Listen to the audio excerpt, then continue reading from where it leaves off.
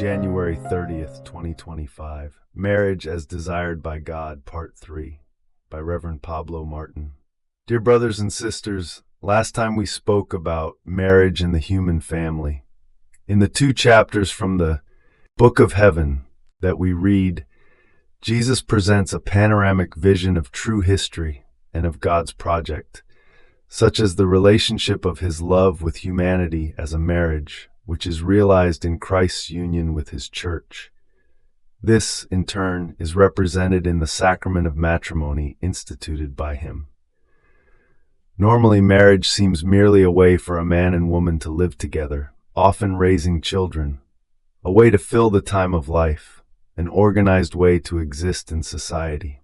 It begins with a simple feeling of affection, more or less reciprocal, more or less intense, called love. Sometimes it starts out of convenience, only to later reveal that this love is rather selfishness. If the couple are Catholic or generally Christian, they celebrate their marriage with a rite in a church before a priest, and this is a sacrament.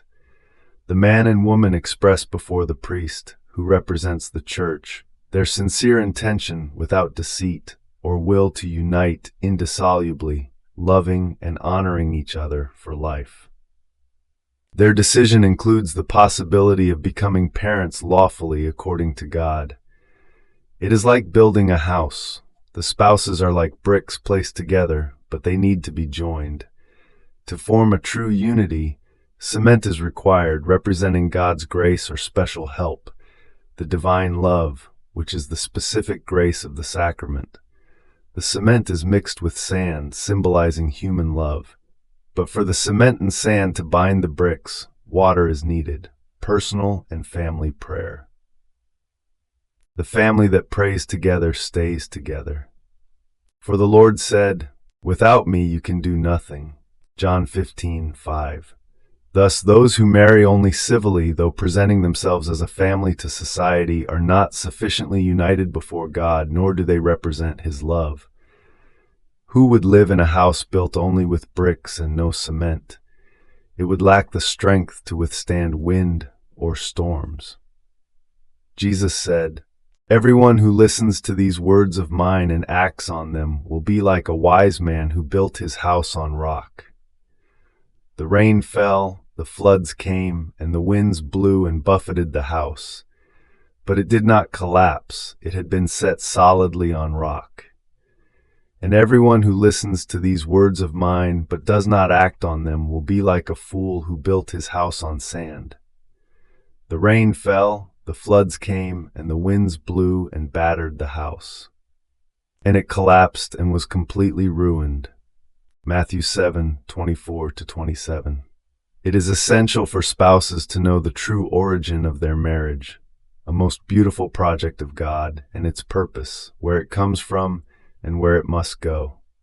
The love of God invented marriage. It must form part of his love.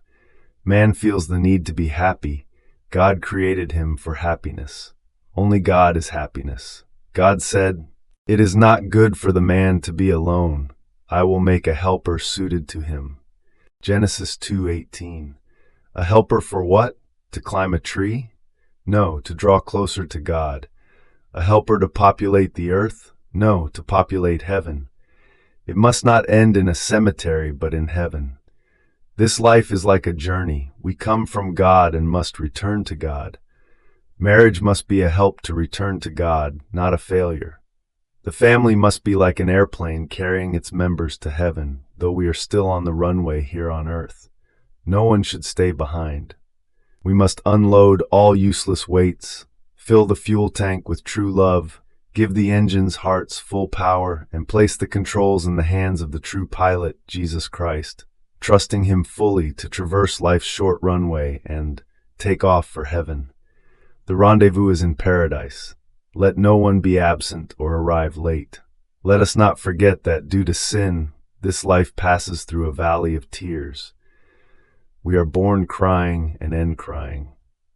Thus, the Most Holy Virgin told Saint Bernadette at her first apparition in Lourdes, "I do not promise to make you happy in this life, but in the next, in heaven." Therefore, those who marry must know that alongside moments of sweetness and consolation, they will face pain, a cross in their marriage. There is no escape. For this too, to have the strength only God can give, the sacrament is necessary. Jesus says to Louisa, Book of Heaven, Volume 18, November 5th, 1925, "Lend the ear of your heart and listen to our deep groans in the sacrament of matrimony. How much disorder exists within it. I elevated matrimony to a sacrament to place within it a sacred bond, the symbol of the most holy Trinity, and the divine love within her.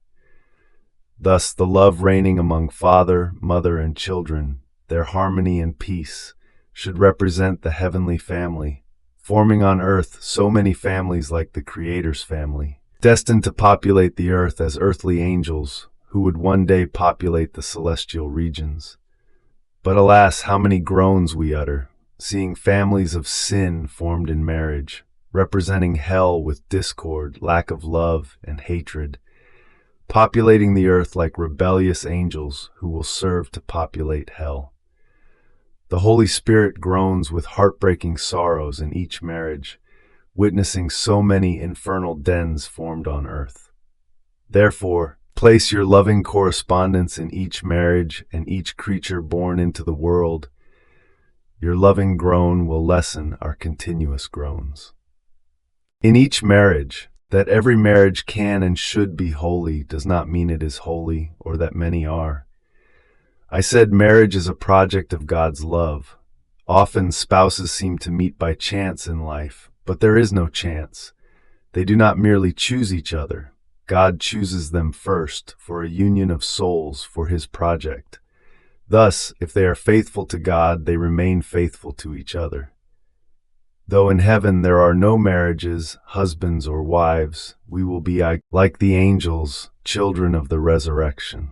Jesus' words, the true bond of souls will be seen. Those who on earth were spouses, parents, children, siblings, or simply friends. The Most Holy Virgin, referring to Saint Joseph, calls him not husband, and Jesus will call him Dad, as he calls his mother Mom. The true union in marriage and family must be like the first Christian community. The Acts of the Apostles 4:32-35 says, "The multitude of believers was of one heart and one soul. No one claimed anything as their own, but they held everything in common." To journey together, all must desire the same destination. If one wants to go north and the other south, they cannot travel together. This is evident in their tastes, how they spend time, and their conversations. For the mouth speaks from the abundance of the heart. Luke 6:45. Spouses share everything in common except one thing, their conscience, which answers to God alone. St. Paul says, Ephesians 4:8, "I, a prisoner for the Lord, urge you to live in a manner worthy of the calling you have received, with all humility, gentleness, and patience, bearing with one another through love, striving to preserve the unity of the Spirit through the bond of peace. One body and one Spirit, as you were also called to the one hope of your calling, one Lord, one faith, one baptism, one God and Father of all, who is over all, and through all, and in all. But grace was given to each of us according to the measure of Christ's gift." And 1 Corinthians 7:10-16, "To the married I give this instruction, not I, but the Lord, that the wife should not separate from her husband. And if she does, let her remain unmarried or reconcile with her husband. And a husband should not divorce his wife. To the rest I say, not the Lord, if any brother has a wife who is an unbeliever, and she is willing to live with him, he should not divorce her. And if any woman has a husband who is an unbeliever, and he is willing to live with her, she should not divorce him. For the unbelieving husband is made holy through his wife, and the unbelieving wife is made holy through the brother. Otherwise, your children would be unclean, but as it is, they are holy. But if the unbeliever separates, let it be so. The brother or sister is not bound in such cases. God has called you to peace. For how do you know, wife, whether you will save your husband? Or how do you know, husband, whether you will save your wife? In 1 Corinthians 7:26-35, I think that in view of the present necessity, it is good for a person to remain as they are. Are you bound to a wife? Do not seek a separation. Are you free of a wife? Then do not look for one. If you marry, you do not sin, nor does the young woman sin if she marries. Yet such people will experience affliction in the flesh, and I would like to spare you. I tell you, brothers, the time is running out. From now on, let those having wives act as not having them, those weeping as not weeping, those rejoicing as not rejoicing, those buying as not owning, those using the world as not using it fully. For the world in its present form is passing away. I should like you to be free of anxieties. An unmarried man is anxious about the things of the Lord, how he may please the Lord. But a married man is anxious about the things of the world, how he may please his wife, and he is divided.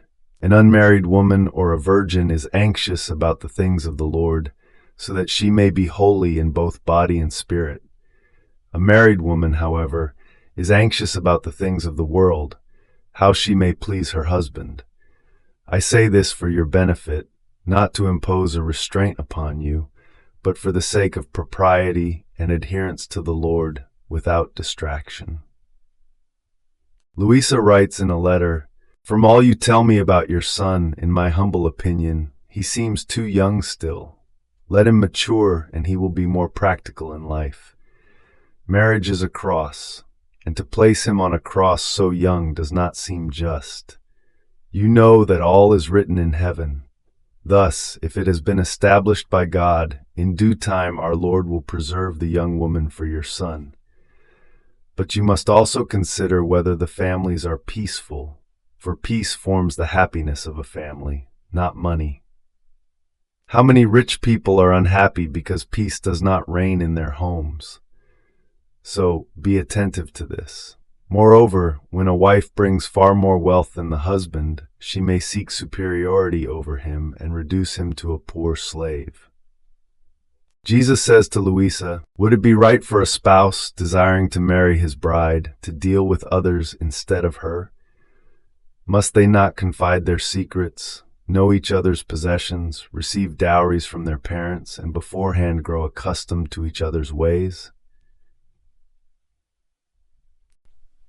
Tell me, my life, what is my family? What is my dowry and yours?" Jesus, smiling, continues, "Your family is the Trinity. Do you not remember how, in your early bedridden years, I took you to heaven, and before the most holy Trinity we made our union? She endowed you with such gifts that you have yet to fully know them.